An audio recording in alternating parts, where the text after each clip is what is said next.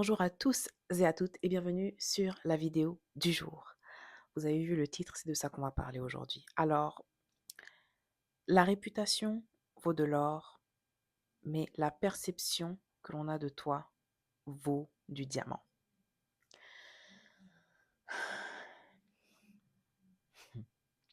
C'est controversé parce que on met sur les réseaux, on entend beaucoup sur les réseaux qu'il faut être une femme de valeur, qu'il faut connaître sa valeur, etc., etc. Ce qui n'est pas faux en soi. Et pour être une femme de haute valeur, il faut connaître sa propre valeur et agir en fonction des valeurs qui t'ont été inculquées. Donc, ça commence dès le bas âge à la maison avec l'éducation que les parents prodiguent à leurs enfants. Dans notre société, nous les Africains, c'est généralement la maman qui s'en occupe. Le père recadre ici et là, surtout dans l'éducation d'une fille. L'éducation d'un garçon, c'est différent et je ne m'y connais pas parce que je ne suis pas un homme, je suis une femme quand même. Née femme, adulte femme. Non, mais parce qu'il faut préciser aujourd'hui. Je plaisante.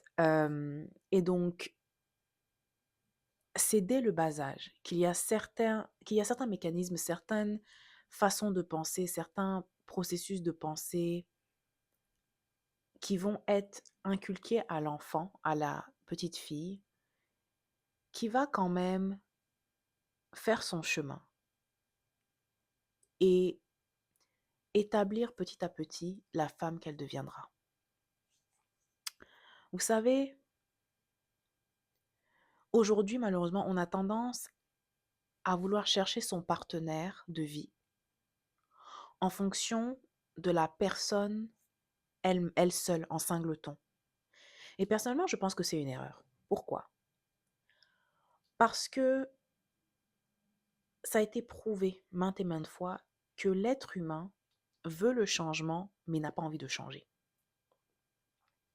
C'est très difficile pour un être humain de changer. Vous n'avez qu'à observer vos propres vies.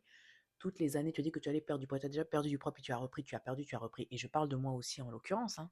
Même si ma composition corporelle a changé et a beaucoup évolué, oh my God, a beaucoup évolué parce que franchement, au début de ma vie d'adulte, je n'avais que des muscles de survie, le reste c'était de la graisse. Là, ma composition corporelle a changé. La composition corporelle et le poids n'ont rien à voir, mais ce n'est pas l'objet de cette vidéo. Donc, observez vos vies. Vous avez dit que vous allez changer X, Y et Z dans vos vies, vos comportements, vos façons de penser. Où en êtes-vous?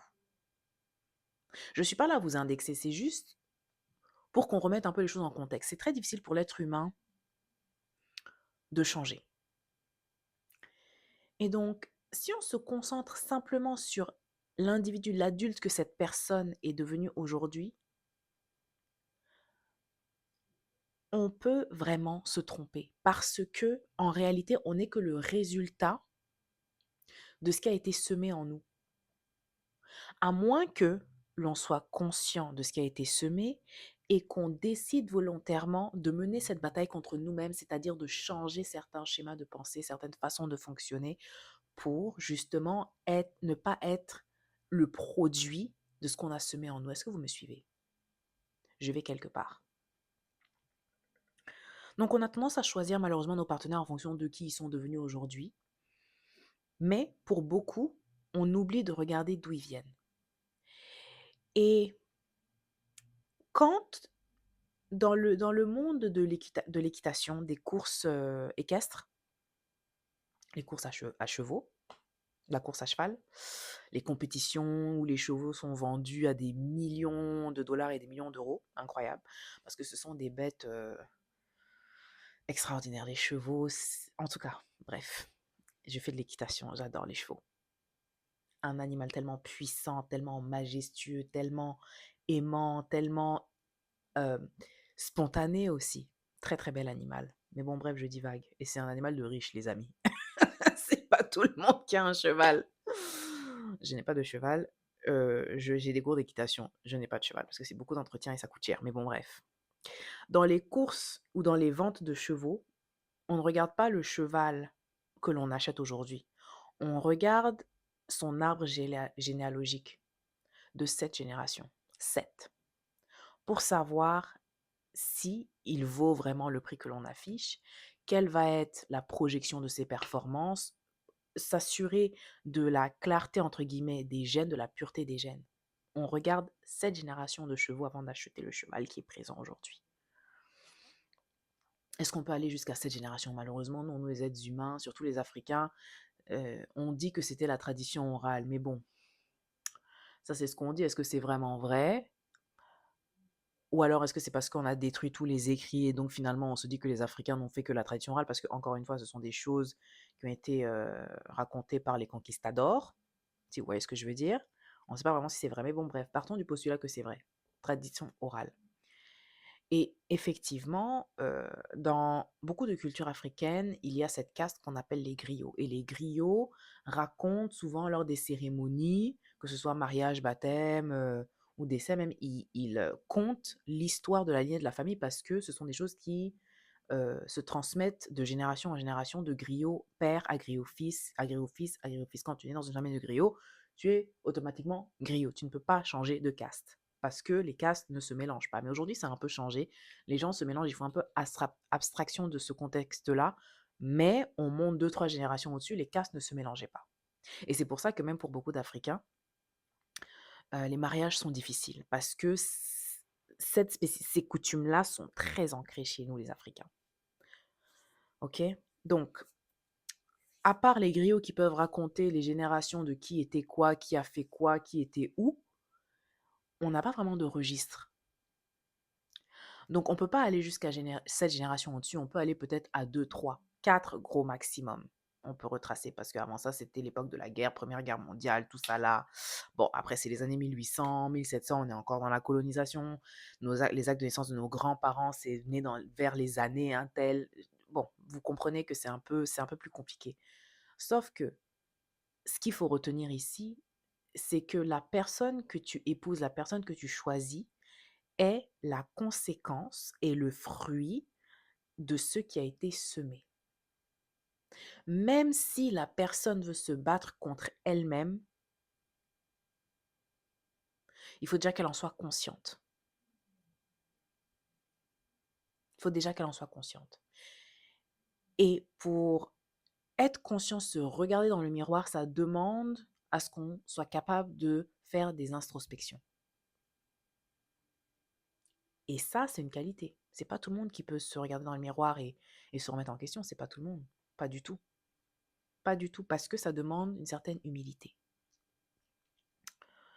Et donc, dépendamment des valeurs qui ont été groomed, donc qui ont été instaurées, qui ont été semées euh, dans tout un chacun, pour les femmes africaines, la confiance en soi et l'amour de soi sont manquants.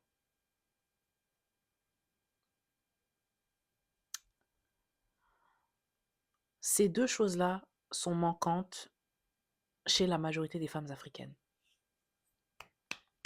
Parce que si c'était présent dans leur éducation, dans leur environnement, elles auraient confiance en elles, elles auraient assez confiance en elles et elles s'aimeraient assez pour refuser certaines situations qu'elles vivent ou qu'elles se laissent subir. Écoutez bien, ou qu'elles se laissent subir. Mais quand on n'a pas confiance en soi, c'est très difficile de d'avoir une bonne réputation.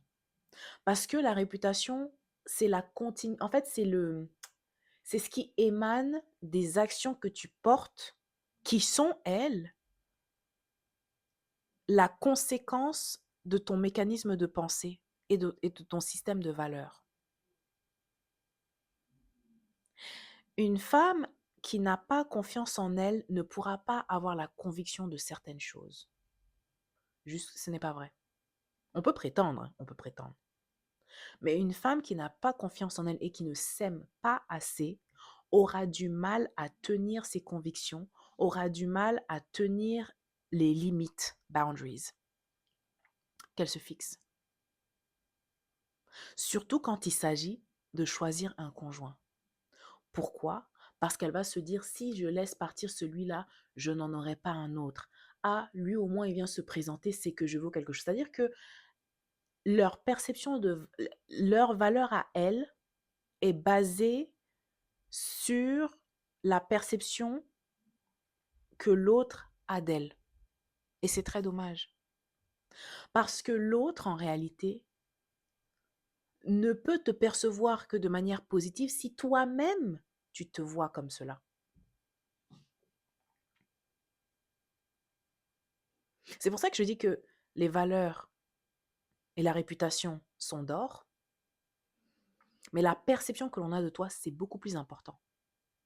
Parce que c'est selon la perception que l'autre a de toi, qui reflète la perception que toi tu as de toi-même en fait, ça reflète vraiment la perception que tu as de toi-même, comment l'autre te perçoit va dicter le comportement qu'il va t'infliger, entre guillemets, ou qu'il va s'autoriser à avoir avec toi. La perception, c'est un autre niveau de game. Et la perception vient par le marketing, vient par le fait de se positionner d'une certaine manière. Oui, il faut qu'il y ait des actes concrets qui suivent. Je veux dire, il faut qu'il y ait une certaine logique. Mais si ces choses-là ne sont pas alignées, tu vas vraiment galérer en fait. Mais vraiment. Donc le plus important, effectivement, c'est de connaître sa valeur, mais même ça, c'est un concept assez abstrait. Il faut connaître sa valeur. Mais juste connaître sa valeur, ce n'est pas assez. Parce qu'il y a plein de femmes qui connaissent leur valeur, mais les hommes les traitent mal. Pourquoi? Parce que la perception qu'ils ont d'elles ne reflète pas la valeur que elles, femmes, s'accordent. Voilà ma punchline de la vidéo. On a des dictons qui disent quand on voit bagage lourd, on sait. Les hommes savent à qui faire quoi. C'est en fonction de la perception qu'ils ont de toi. Si ils ont une mauvaise perception de toi, alors ils ne vont pas te traiter de la meilleure manière. S'ils ont une mauvaise perception de toi. Donc la question à se poser ici, c'est oui, ok, je suis une femme de valeur, tout ça, là, machin, nanani, nanana, très bien. Mais quelle est la perception que les gens ont de moi? Et la perception, ça passe aussi par l'apparence.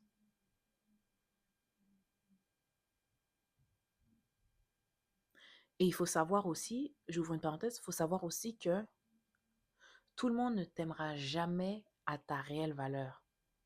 À part tes parents aimants, je ne parle pas des parents qui sont toxiques là, non.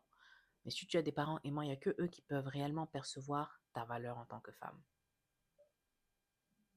Mais beaucoup de personnes ne sauront pas t'identifier parce que dans leur histoire de vie, tu vas être la méchante, tu vas être ceci ou cela. Observe. Et beaucoup de femmes veulent contrôler la narrative personnelle que que les autres ont d'elles-mêmes. Or, c'est pas quelque chose que l'on peut contrôler à 100%. Tout ce que toi, tu peux contrôler, c'est comment est-ce que tu te positionnes. Et comment tu te positionnes, la manière dont tu te positionnes reflète ton schéma de pensée, reflète tes convictions et reflète ta valeur. La réputation, c'est un mix de tout ça, en fait. Et la réputation se bâtit sur du long terme. À l'époque, on pouvait dire, elle vient de telle famille, il vient de telle famille, donc supposément, il devrait être comme ci, comme ça. Sauf qu'aujourd'hui, ce n'est plus vrai. Plus nécessairement, en tout cas.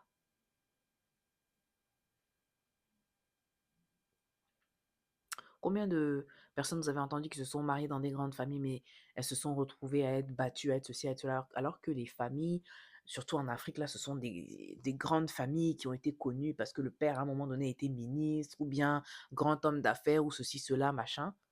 Mais un de ses enfants, tu rentres dans le mariage avec, c'est pas ça. Faut faire attention.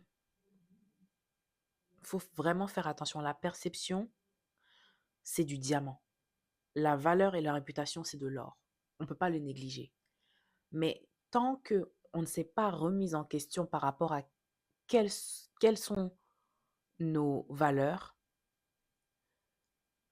euh, quelles sont nos qualités, quels sont nos défauts, est-ce que j'ai confiance en moi, est-ce que je m'aime assez pour dire non à certaines situations que l'on me fait subir ou que je m'autorise à subir? Est-ce que je vais avoir le courage d'imposer des limites, boundaries? Est-ce que je vais être capable de tenir le cap par rapport à certaines de mes décisions? Une des plus grosses décisions que j'ai eu à prendre de ma vie, c'est de demander le divorce. Mais j'ai assumé jusqu'au bout. J'ai assumé jusqu'au bout. C'était pas facile, mais je l'ai fait parce que j'ai des convictions. J'assume mon erreur, mon manque de jugement par rapport à cette décision-là, de m'être mariée.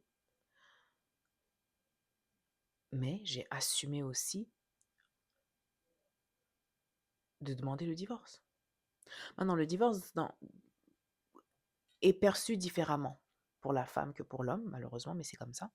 Quand un homme divorce, il y a pas de connotation nécessairement négative, mais pour la femme, surtout la femme africaine, oui, il y a une connotation comme quoi elle n'a pas supporté, elle n'est pas restée dans le foyer, tout ça, tout ça. Mais comme moi, je m'en fous de ça, mon frère. Je vais pas aller mourir dans un foyer. Non, non, non, non, non. Dieu m'a mis sur terre pour que j'aille mourir dans un foyer. Au nom de quoi? Non. Et quand je dis mourir, c'est pas littéralement mourir, mais complètement m'éteindre, être aigri, être... Pourquoi? Mm-mm. Non. Donc j'ai pris la décision, et c'était une des meilleures décisions de ma vie, mais ça a été difficile, et j'ai assumé les conséquences de cette décision-là. Absolument. Je vous dis, je suis bénie de Dieu d'avoir la famille que j'ai. On ne m'a rien dit. On m'a même soutenue dans ma démarche. On m'a pas dit on t'avait dit, parce qu'ils m'ont dit, mais j'ai pas écouté. J'étais dans mon orgueil. Mais il y a personne de ma famille élargie qui est venu me dire on t'avait dit. Personne.